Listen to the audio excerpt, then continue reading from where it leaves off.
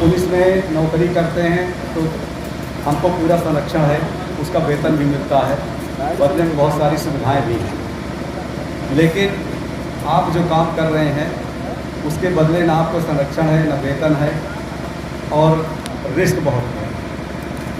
तो आप बहुत ही कठिन परिस्थितियों में अपने काम का निर्वाह करते हैं। और देखिए, ये पूरी ऐतिहासिक परंपरा रही है कि पत्रकारिता ही लोगों में जागरूकता पैदा करती है और कोई भी समाज या देश बिना जागरूकता के आगे नहीं बढ़ सकता है। लोगों को सरकार की क्या नीतियां हैं, क्या क्या प्रोग्राम है, उनको जन जन तक पहुंचाने का काम आप ही के द्वारा होता है। किसके साथ अन्याय हो रहा है, कौन पीड़ित हो रहा है, कौन सताया जा रहा है, इस सब की खबरें आप ही लगाते हैं। और एक तरफ से अगर आप देखें कि सरकार की पूरी मशीनरी या जो हमारा संविधान है वो बनाया ही इसीलिए गया है कि समाज के जो अंतिम पायदान में व्यक्ति खड़ा है, जो व्यक्ति हाशिए पर है, उसकी सुनवाई है।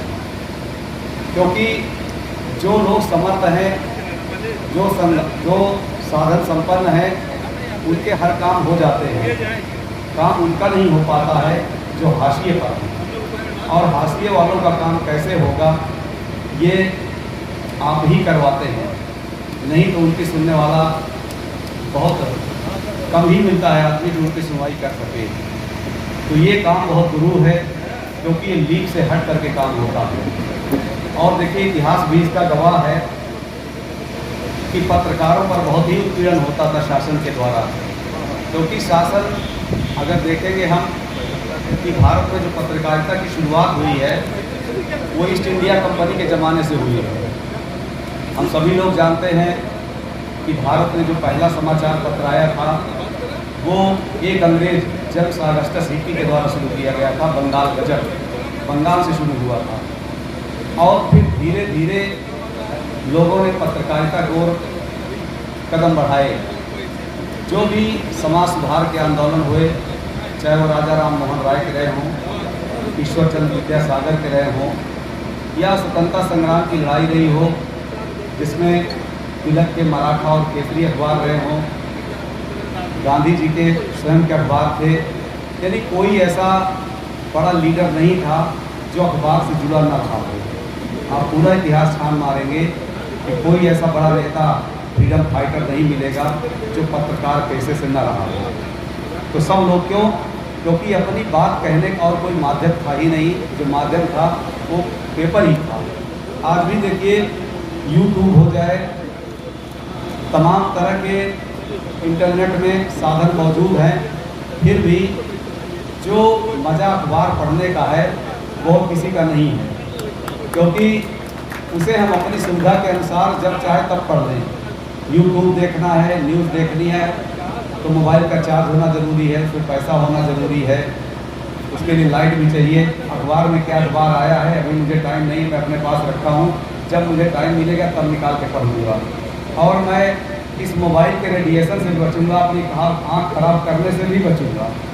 और जब चाहे तब उसे देख सकता हूँ, आधा अभी पढ़ लिया, आधा कुछ देर बाद पढ़ लूँगा। तो ये सारी चीज़ें समाचार पत्र के साथ हैं।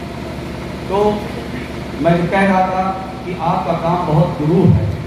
और निश्चित रूप से अभी देखिए, कह रहे थे मेरे से पूर्व वक्ता कि इनका पीड़न भी होता है, ज़रूर होता है।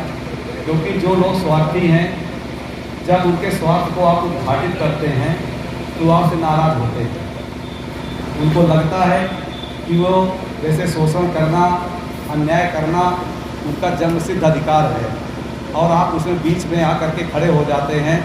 तो इसलिए फिर वो अपने स्वार्थ में आपका उत्पीड़न करते हैं। ऐसा नहीं होना चाहिए। क्योंकि देखिए, जो हमारा संविधान है, संविधान की प्रस्तावना में है कि हर व्यक्ति की गरिमा, हर व्यक्ति की गरिमा, और वो जुड़ी है देश की एकता और अखंडता से।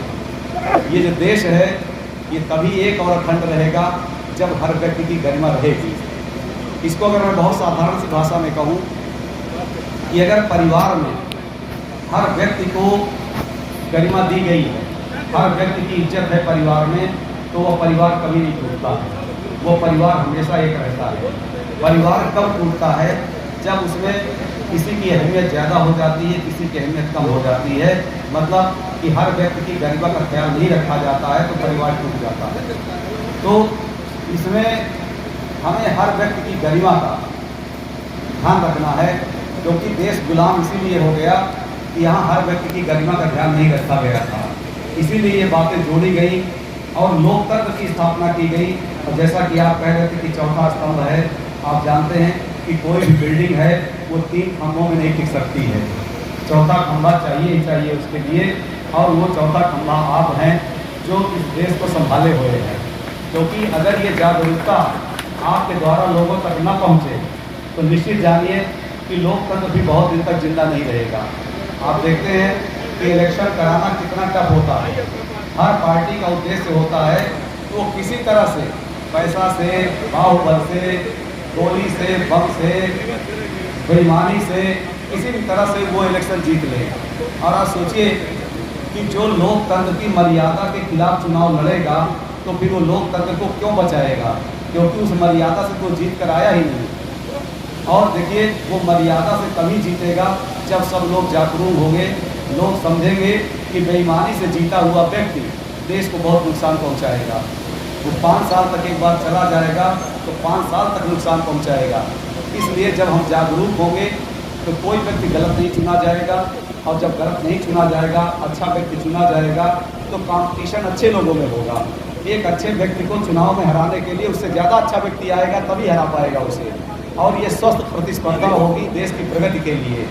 और देखिए ये सारी प्रतियोगिताएँ, सारी प्रतिस्पर्धाएँ आधारित हैं आपके लेखन से, जो आपका सब्जेक्ट है कि ये समाज का दर्पण है।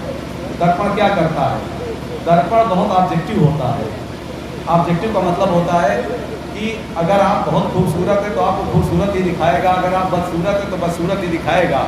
वो ऐसा नहीं है कि आप उसे कुछ घूस दे दें और आपको सुंदर दिखा दें, वो जो है आपको वही दिखाएगा वो। तो आप जो पत्रकार हैं वो समाज के दर्पण हैं। आप ये नहीं दिखाएंगे कि समाज बहुत अच्छा है या समाज बहुत बुरा है, आप ये दिखाते हैं कि समाज कहाँ अच्छा है, समाज कहाँ बुरा है, कहाँ अच्छा करने की ज़रूरत है, कहाँ और सुधार करने की ज़रूरत है। और ये दिखाना प्रगति के लिए बहुत ज़रूरी है, क्योंकि देखिए किसी चीज़ का इलाज तभी हो सकता है जब हम उसकी वास्तविक स्थिति को समझें, तभी इसका इलाज हो सकता है। अगर हम उसको गलत फहमी में रहेंगे, गलत समझेंगे तो गलत इलाज करेंगे, बीमारी और बढ़ जाएगी। तो आपका जो काम है गुरु है, लेकिन बहुत सच्चा काम है कि आप समाज को कैसा है, जिस रूप में है उसी रूप में आप उसे चित्रित करते हैं। आपकी खबरें पढ़ करके हमें भी पता चलता है कि हमारे महकमे में कहाँ गड़बड़ी है, कहाँ किसके साथ अन्याय हो रहा है। और इसीलिए देखिए हमारे यहाँ से, मेरे ऊपर के अधिकारियों के यहाँ से हमेशा पेपर की कतरन आती है। जब कोई घटना हो जाती है, मुकदमा नहीं लिखा जाता है, आप खबर निकालते हैं कि सर इसमें थाने पर अभी अपराध पंजीकृत नहीं हुआ है, तो वहाँ से एक जांच आती है कि देखा जाए कि फला अखबार में ये खबर प्रकाशित हुई थी और उसमें जांच करके बताया जाए कि इसमें क्या कार्रवाई हुई है। तो निश्चित समझिए कि जो ऊपर के लोग हैं, हमारे IG, DIG, DGP जितने भी लोग हैं, वो जितना हम बता देते हैं उस पर आधारित नहीं है, क्योंकि मैं तो उतना ही बताऊंगा कि जितना मेरे खिलाफ न जाए। मैं अपने खिलाफ ऐसी कोई बात क्यों बोलूँगा कि मैं ही जांच के घेरे में आ जाऊँ। लेकिन जो मुझसे बच जाता है, जिसे मैं छिपा जाता हूँ, वह आपकी नज़रों से नहीं छिपता है और वो अखबार के माध्यम से उन तक पहुँचता है। वो देखते हैं और उन्हें पता चल जाता है कि जनपद में क्या हो रहा है। तो निश्चित समझिए कि जहाँ आपको चूक होती है या जहाँ हम जानबूझ करके आपकी उपेक्षा करते हैं, वहाँ उपेक्षा नहीं कर पाते हैं।